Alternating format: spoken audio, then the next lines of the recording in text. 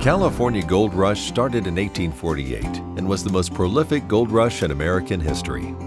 This influx was sparked when a carpenter named James Marshall discovered a gold nugget at John Sutter's mill in Coloma, California.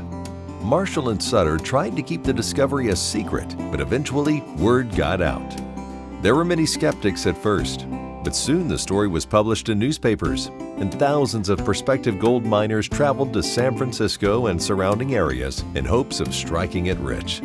These pioneers became known as the 49ers because they moved to California in 1849. An astounding amount of gold was mined during the gold rush: $10 million in 1849, $41 million in 1850, $75 million in 1851, and $81 million in 1852.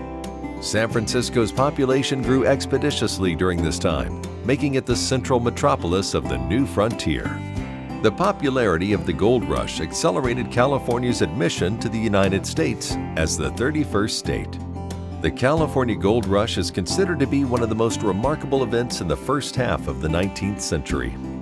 Today, we can see the influence of the California Gold Rush in many different parts of our society. Call the number on your screen or click the link below if you'd like to learn more about gold's place in history or gold's place in your portfolio.